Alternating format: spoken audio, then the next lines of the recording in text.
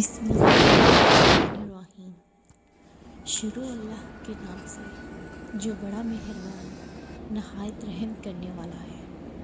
محترم ناظرین و سامعین، السلام علیکم۔ اسلامی تاریخ میں ایک ایسی شادی بھی ہوئی ہے کہ جس میں دلہا بننے کی خواہش ہر بڑے صحابی کی تھی۔ دوستو، آپ نے بہت سی شادیاں دیکھی ہوں گی، لیکن ہمارے پیارے پیغمبر حضرت محمد صلی اللہ علیہ وسلم کی پیاری بیٹی حضرت سیدہ فاطمہ سلام اللہ علیہ کی شادی کی تقریب سے پیاری کوئی نہ ہوگی۔ ایسی شادی کی جس کے لیے حوروں اور فرشتوں نے بھی تیاریاں کیں، اور سب سے مزے کی بات یہ ہے، اس شادی کے پیارے دلہا کو اللہ پاک نے خود نامزد کیا۔ خدا کی قسم، دنیا بھر میں ایسی کوئی شادی نہ گزری ہو۔ فاطمہ زہرا جب عہد طفولیت سے سن بلوغت کو پہنچی تو اب کا رشتہ لے کر بہت سے جلیل القدر صحابی حضور پاک صلی اللہ علیہ وسلم کے پاس تشریف لائے، لیکن حضور نے سبھی کو یہی جواب دیا، مجھے اس معاملے میں اللہ پاک کے حکم کا انتظار ہے۔ کچھ ماہ بعد حضرت عبد الرحمن بن عوف اور دیگر کچھ صحابہ نے شیر خدا حضرت علی کو مشورہ دیا کہ اے علی، اب آپ ہی جائیں، سب کو انکار ہو چکا ہے، لیکن جو آپ کی نسبت نبی پاک کے ساتھ ہے وہ کسی اور کی نہیں تھی۔ حضرت علی رضی اللہ تعالیٰ عنہ رسول صلی اللہ علیہ وسلم کی خدمت میں گئے کہ اتنی دیر میں اللہ کے محبوب نے فرمایا، اے علی، آج تمہارا آنا کیا فاطمہ کے رشتے کے لیے ہے؟ تو حضرت علی نظریں جھکا کر فرمانے لگے، جی یا رسول اللہ۔ السلام نے فرمایا کہ مجھے جبرائیل نے پہلے ہی خبر دے دی ہے۔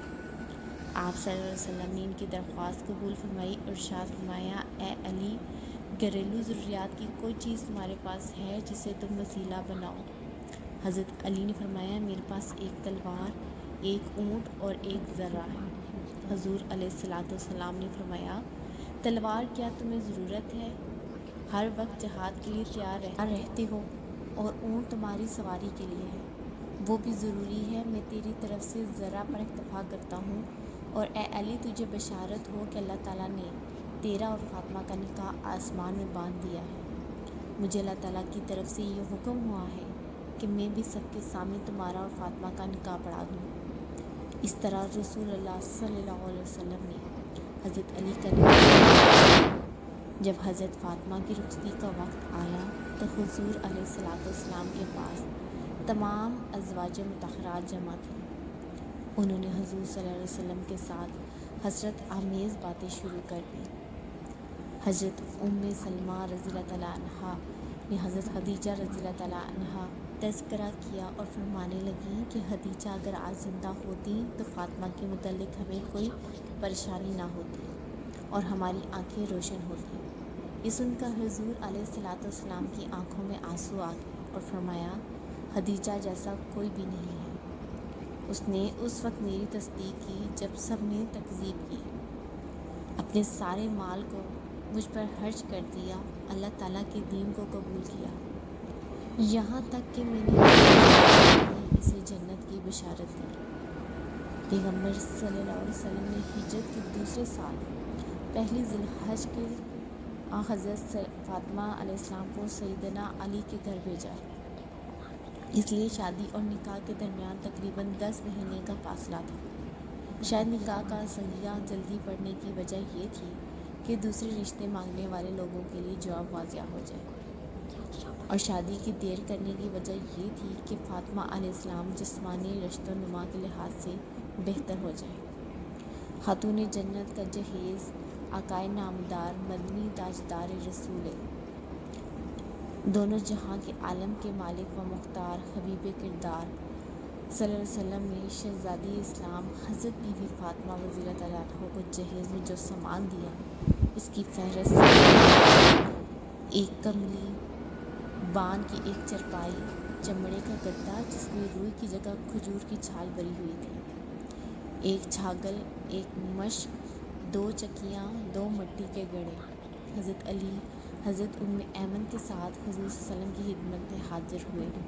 حضرت علی فرماتے ہیں کہ حضور صلی اللہ علیہ وسلم نے مجھ سے پوچھا، کیا تم زوجہ کے ساتھ رہنا چاہتے ہو؟ میں نے عرض کی جی یا رسول اللہ۔ آپ صلی اللہ علیہ وسلم نے ارشاد فرمایا بڑی محبت اور عزت سے انشاءاللہ عز و جل آج رات سے تم اپنی زوجہ کے ساتھ رہا کرو گے۔ رخصتی کی رات حضور اکرم صلی اللہ علیہ وسلم نے اپنی لخت جگر کو ایک نیا جوڑا عطا فرمایا۔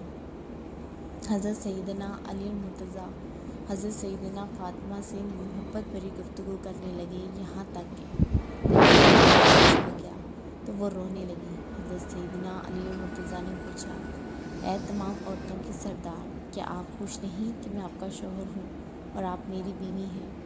کہنے لگی، میں کیوں کر راضی نہ ہوں گی، آپ تو میری رضا بلکہ اس سے بھی بڑھ کر ہیں۔ میں تو اپنی اس حالت و معاملے کے متعلق سوچ رہی ہوں کہ جب میری عمر بیت جائے گی اور مجھے قبر میں داخل کر دیا جائے گا، آج میرا عزت و فخر کے بستر پہ داخل ہونا کل قبر میں داخل ہونے کی مانند ہے۔ آج رات ہم اپنے رب عز و جل کی بارگاہ میں کھڑے ہو کر عبادت کریں گے کہ وہی عبادت کا زیادہ حق رکھتا ہے۔ اس کے بعد وہ دونوں عبادت کی جگہ کھڑے ہو کر رب قدیر عز و جل کی عبادت کرنے لگے۔ اسی لمحے ایک بوڑھی عورت نے صدا دی کہ ایک جوڑے کا سوال کرتی ہوں۔ حضرت سیدہ فاطمہ نے قرآن کی آیت یاد آ گئی کہ تم ہرگز نیکی کی منزل تک نہیں پہنچ سکتے جب تک کہ اپنی محبوب چیزوں میں سے رائے خدا میں انفاق نہ کرو۔ آپ نے شب زفاف میں ہی اپنا شادی والا جوڑا جو حضور صلی اللہ علیہ وسلم نے انہیں دیا تھا اسی بڑھیا وسائل کو دے دیا۔ اللہ اکبر۔ چنانچہ حق زوجیت ادا کرنے سے پہلے ابتدائی 3 دن ان دونوں مقدس ہستیوں نے دن روزے میں اور رات عبادت الہی میں بسر کی۔ شادی کے کچھ ہی عرصے بعد نبی پاک حضرت فاطمہ سلام اللہ علیہ کی جدائی اور دوری کی وجہ سے پریشان رہنے لگے، اس لیے سوچا کہ بیٹی اور داماد کو گھر میں ہی جگہ دے دی جائے۔ حضرت حارث بن نعمان رضی اللہ عنہ جو کہ جلیل القدر صحابی تھے، جب ان کو اس بات کا پتہ چلا کہ تو حضور صلی اللہ علیہ وسلم کے پاس آئے اور کہا، خدا کی قسم میں چاہتا ہوں کہ میرے جو گھر آپ کے ساتھ ہیں وہ آپ لے لیں۔ حضور صلی اللہ علیہ وسلم فرمانے لگے، اللہ تمہیں اس کا اجر دے۔ اس طرح سے حضرت علی اور حضرت فاطمہ رسول خدا صلی اللہ علیہ وسلم کے ہمسائے بن گئے۔ سبحان اللہ۔